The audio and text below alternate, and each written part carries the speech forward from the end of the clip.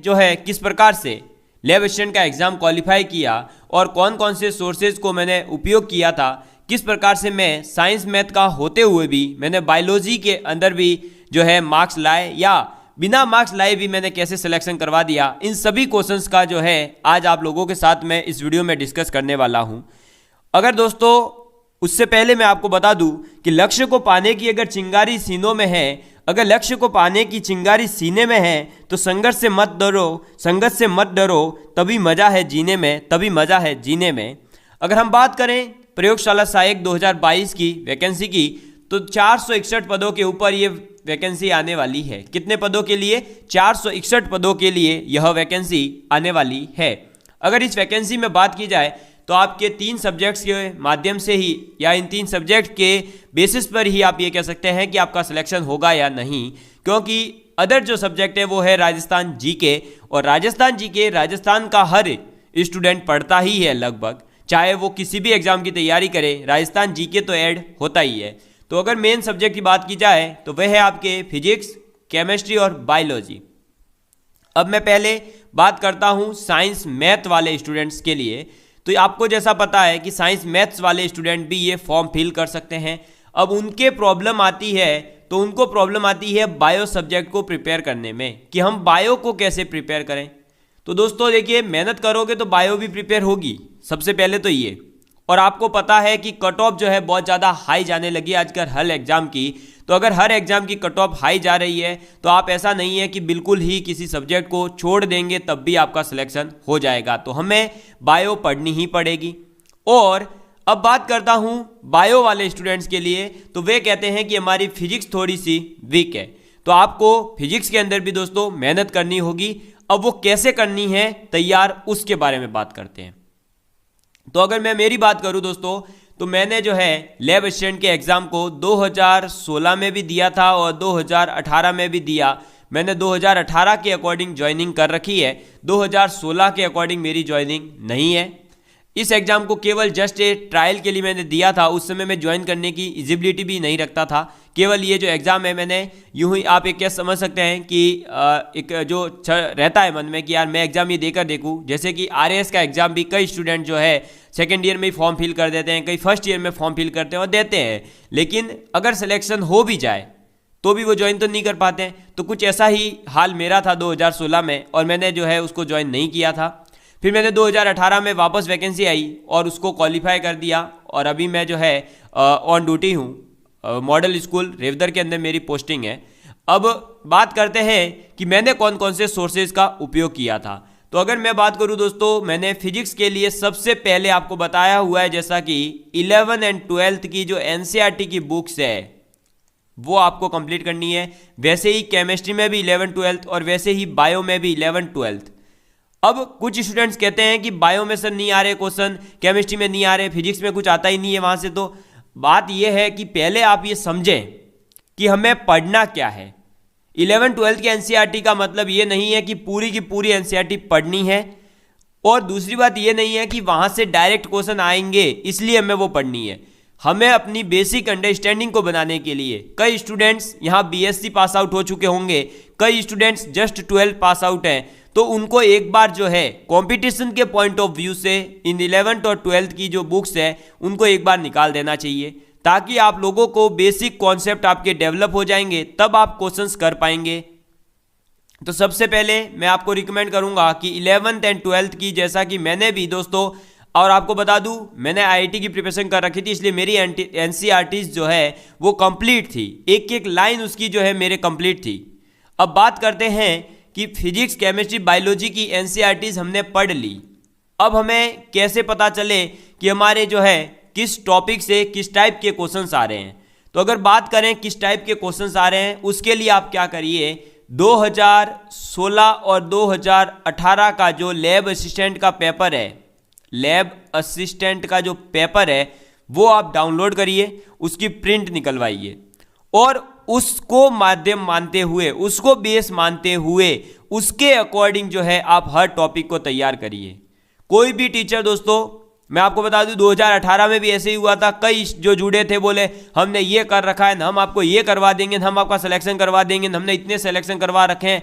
कुछ भी नहीं हुआ, क्योंकि मैंने कई ऐसे मेरे दोस्तों को देखा जिन्होंने कोचिंग ज्वाइन करी लेकिन सिलेक्शन नहीं हुआ, और मैंने बिना कोचिंग के भी सिलेक्शन ले लिया। दोस्तों, कोचिंग आपका केवल और केवल आपको गाइड कर सकती है, लेकिन गाइड भी उसी फील्ड में करे जा सकता है जिस फील्ड में जो है आपको नॉलेज हो। अब यहां पर अगर आप YouTube पर देखेंगे तो कई स्टूडेंट्स और कई मतलब टीचर्स तक जो जनरल साइंस पढ़ाते थे, क्या पढ़ाते थे?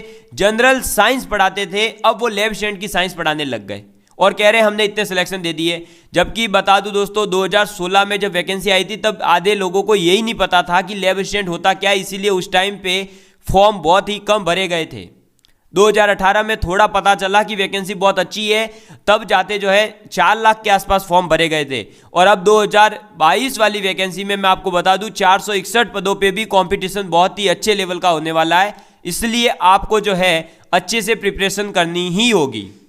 केवल किसी YouTube के वीडियोस के माध्यम से आप सिलेक्शन नहीं करवा सकते, ये बात मैं जो है आपको श्योर कर दूं। जितने भी स्टूडेंट्स मेरे से लैब असिस्टेंट के लिए जुड़े हैं, मैं आपको बता दूं दोस्तों, आप लोगों ने वीडियोस देखे होंगे तो आपको पता होगा, मैं जो है पहले सबसे टॉपिक स्टार्ट करता हूं, उसके बाद आपको बता देता हूं कि इसने लास्ट ईयर कितने क्वेश्चन पूछे इस टॉपिक से, और दूसरा पॉइंट जो मैं आपको बताता हूं उसमें कि आपको वहां से अब जो है कैसे क्वेश्चन पूछे जा सकते हैं। उसके बाद मैं थ्योरी के साथ साथ हर कॉन्सेप्ट में क्वेश्चंस भी करवाता हूं। और मैंने आपको यह भी कहा है कि आप 11th-12th की एनसीईआरटी करिए, उसके बाद में IIT JEE मेंस, कौन से? IIT JEE मेंस, और आप जो है नीट के फिजिक्स केमिस्ट्री के क्वेश्चंस लगाइए, क्योंकि आप जब उस लेवल की प्रिपरेशन करके जाएंगे तब ही सिलेक्शन आपका फर्स्ट शॉट में हो सकता है। आपने वीडियो के एग्जाम में देख लिया होगा किस प्रकार के IIT के क्वेश्चंस जो है पूछे गए, मैथ्स के अंदर IIT के क्वेश्चन पूछे गए। तो आप लैब असिस्टेंट बनने जा रहे हैं, 12th का एग्जाम दे रहे हैं, 12th बेस पर एग्जाम है, और जो आपको बनाना भी क्या है, आपको बाद में जाकर के एक जो है स्कूल के अंदर काम करना है। तो वो जो एग्जाम का लेवल होगा वो रियली दोस्तों अच्छा रहने वाला है। चाहे 2016 का पेपर देखें, चाहे 18 का पेपर देखें, फिजिक्स के लिए न्यूमेरिकल स्किल्ड जो है वो आपकी होनी चाहिए।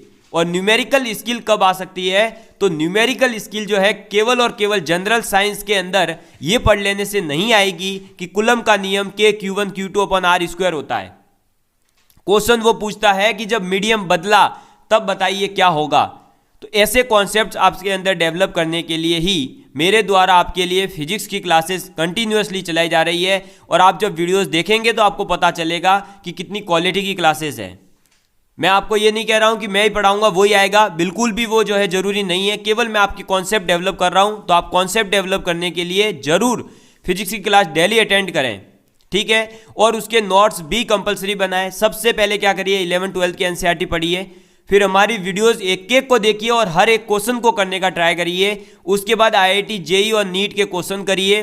उसके बाद में मैं आप लोगों के लिए जो मॉडल पेपर लॉन्च करूंगा उनको आप करना, आपकी हर एक सब्जेक्ट अच्छे से तैयार हो जाएगी। अगर आपने दोस्तों नीट IIT JEE के लेवल के क्वेश्चंस लगा लिए, अगर आपसे वो क्वेश्चन सॉल्व नहीं होते हैं तो भी आप क्या करिए, उनके सॉल्यूशन देख कर करके आप कॉपी में नोट डाउन करिए कि कैसे हो रहा है, कैसे ये क्वेश्चन हुआ और कैसे क्वेश्चन को सॉल्व किया जाता है, न्यूमेरिकल कैसे सॉल्व किया जाता है। उसके लिए मैंने एक वीडियो डाली थी कि how to solve physics numerical in lab assistant exam and IIT JEE। क्योंकि दोस्तों मैं आपको बता दूं, मैं अभी भी कई IIT के स्टूडेंट्स को पढ़ाता हूं, और मैं एक कोचिंग में एज ए डाउट फैकल्टी भी काम कर रहा हूं, गवर्नमेंट जॉब है। उसके साथ ही साथ मैं जो है कई स्टूडेंट्स को मैं जो है उसके IIT JEE के लिए गाइड भी करता हूं। तो मैं आप लोगों को यही कहूंगा दोस्तों कि आप अगर प्रिपरेशन करना चाहते हैं तो दिल से प्रिपरेशन करिए, केवल और केवल जो है YouTube के ऊपर भरोसे मत रहिए। और जो है कोर्स अगर आप कहीं भी किसी भी कोचिंग का परचेज कर रहे हैं तो आपको मैं बिल्कुल भी नहीं कहूँगा कि आप नहीं करें, लेकिन ज़रूर से एक रिक्वेस्ट कर सकता हूँ कि आपको जो नीचे व्हाट्सएप नंबर मिल रहा है उस पर आप एक बार कांटेक्ट करिए। मैं आपको प्रॉपर गाइड कर दूंगा कि आपको लेना भी चाहिए या नहीं लेना चाहिए। अगर लेना ही है तो आप क्या करें, कहाँ से लें। मैं बिल्कुल भी नहीं कहूँगा कि मेरा कोर्स ले, मेरा तो कोर्स ही नहीं है। पहली बात तो ये आपको पता होगा, मैंने आज तक यूट्यूब पर कभी नहीं कहा है कि मेरा कोर्स है या आप लीजिए। अपना कोर्स है ही नहीं और मैं अपना कोर्स बेचना भी नहीं चाहता। मैं सिर्फ और सिर्फ फ्री एजुकेशन दे रहा हूं और वो फ्री ही दे रहा हूं। आप चाहे किसी भी एग्जाम के लिए जुड़ें, आपको पता होगा, चाहे आप जो है लैब एशिएंट की बात करें, चाहे सेकंड ग्रेड मैथ्स की बात करें, रीट का सिलेबस आप देखिए पूरा का पूरा यूट्यूब पर फ्री अवेलेबल है हमारे चैनल पर। इन्वेस्टिगेटर फ्री अवेलेबल है, रीट की साइंस अवेलेबल है। तो उसी प्रकार से मैं यहाँ भी फ्री ही देने वाला हूँ। हमारे 3 टॉपिक्स कंप्लीट हो चुके हैं। मैं आपको यही कहूँगा केवल और केवल कि मेहनत करिए, मेहनत के दम पर ही सिलेक्शन होगा। केवल जो है ये वीडियोस देख लेने से कुछ भी नहीं होने वाला है, ये बात स्पष्ट कर दूं। मैं कई बार बता चुका हूं कि मैंने क्या करा है, केवल और केवल एनसीईआरटीज पढ़ी थी, साथ ही साथ आईआईटी जेईई के क्वेश्चंस तो मैं सॉल्व कर ही रहा था, तो वो सॉल्व करने से ही हुआ है सिलेक्शन। और जब मैंने पेपर देखा तब मुझे पता चला कि रियली पेपर जो है एक नॉर्मल स्कूल के स्टूडेंट्स के लिए लैब एशिएंट का जो पेपर है वो रियली टफ हो सकता है, क्योंकि उन्हें न्यूमेरिकल स्किल्ड नहीं आती है। न्यूमेरिकल कैसे सॉल्व किए जाते हैं वो उन्हें नहीं पता होता है। न्यूमेरिकल सॉल्व करने का एक फिक्स मेथड होता है दोस्तों। आप स्टेप बाय स्टेप वो अगर 10 से 15 दिन लगातार फॉलो करेंगे तब आपके न्यूमेरिकल सॉल्व होंगे। केवल और केवल ऐसे जो है 1-2 shortcut numerical, direct formula based numerical कर लेने से सिलेक्शन नहीं होगा। ये बात मैं आपको स्पष्ट कर दूं। सिलेक्शन लेना है, मेहनत करिए, आप मेहनत करेंगे तभी आपके जो है सिलेक्शन हो सकता है। ये स्पष्ट कर देता हूं, ये किसी भी प्रकार का जो है मेरे द्वारा कोई ऐसा नहीं कहा जा रहा है कि आपका नहीं होगा सिलेक्शन। होगा सिलेक्शन, लेकिन मेहनत के दम पर होगा। केवल और केवल जनरल साइंस पढ़ लेने से लैब एशिएंट में सिलेक्शन नहीं हो सकता है। आईआईटी जेईई और नीट लेवल के क्वेश्चंस आपको सॉल्व करने ही होंगे, वो सॉल्व करने पर ही आपका सिलेक्शन हो सकता है। और आप लेवल देखिए 2016 और 18 के पेपर का, आपको ऑटोमेटिकली ही पता चल जाएगा। साथ ही साथ अगर हम बात करें दोस्तों, तो मैंने भी केवल यही कंटेंट पढ़ा है, इसलिए मैं आपको ये रिकमेंड कर रहा हूँ, और उससे क्वेश्चंस आए थे और सिलेक्शन हुआ था। साथ ही साथ आपको बता दूं कि 2018 की वैकेंसी की बात की जाए, हमारे यूट्यूब चैनल का शुरुआत ही केवल और केवल लैब एशिएंट के एग्जाम को लेकर के हुई थी। आप जाकर जाएं, अगर लास्ट वीडियोस हमारे चैनल की देखेंगे तो केवल और केवल मैंने लैब एशिएंट के लिए ही स्टूडेंट्स मेरे साथ जुड़े हुए थे, और उसमें स्टूडेंट्स तो क्या कहूँ दोस्तों, लगभग सभी मेरे दोस्त थे, लगभग सभी दोस्त थे। उन दोस्तों की समस्या को सॉल्व करने के लिए कि यार मुझे फिजिक्स समझ में नहीं आ रही है, वो कि कोचिंग में जाते थे लेकिन उन्हें फिजिक्स वहाँ समझ नहीं आ रही थी, उनसे न्यूमेरिकल सॉल्व नहीं होते थे। लेकिन मेरे पास एक एक्टिविटी स्किल थी कि न्यूमेरिकल कैसे सॉल्व किया जा सकता है फास्ट, वो सिखाने के लिए यूट्यूब चैनल शुरुआत हुई थी। और बड़ी खुशी की बात थी मेरे लिए कि 2018 के अंदर भी हमने 25+ स्टूडेंट्स का सिलेक्शन दिया था। आपको जो है मैं कई स्टूडेंट्स के वीडियोस आप लोगों के सामने प्रोवाइड करवाने वाला हूं अब। तो आप लोगों से रिक्वेस्ट की जाती है कि प्लीज़ आप अगर सिलेक्शन चाहते हैं, मेरा यही टारगेट है कि जो भी स्टूडेंट्स पढ़ रहे हैं वो गलत फहमी में ना रहें, किसी फालतू की कोचिंगों में ना जुड़ें। अगर आप वहाँ जुड़ते हैं आपका पैसा बर्बाद है जस्ट।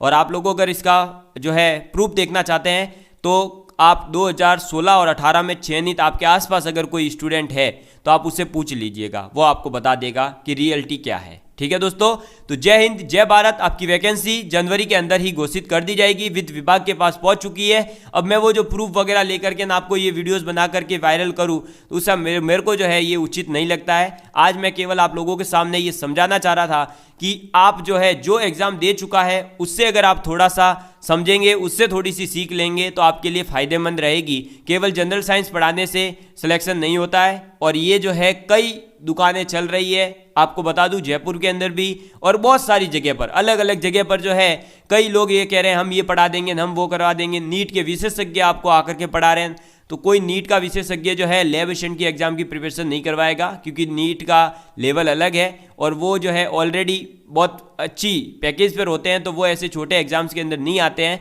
केवल आपको बेवकूफ़ बनाया जा रहा है, इस बात की स्पष्टीकरण मैं आपको कर दूं। ठीक है दोस्तों, जय हिंद जय भारत। बाकी आपकी इच्छाएं हैं, आप पढ़िए, पढ़ेंगे तो सिलेक्शन जरूर होगा। हमारे से जुड़े हुए हैं तो मेरा थोड़ा सा जो है अच्छा नहीं लगता है। कई बार मैं जो कई स्टूडेंट मुझे शेयर करते हैं कि सर ये बता रहे हैं कि सर ऐसा होगा वैसा होगा, कुछ चेंज नहीं होने वाला है, जो है वही रहेगा। सिर्फ आपको पढ़ाई करनी है, पढ़ाई पे फोकस रहिए। धन्यवाद।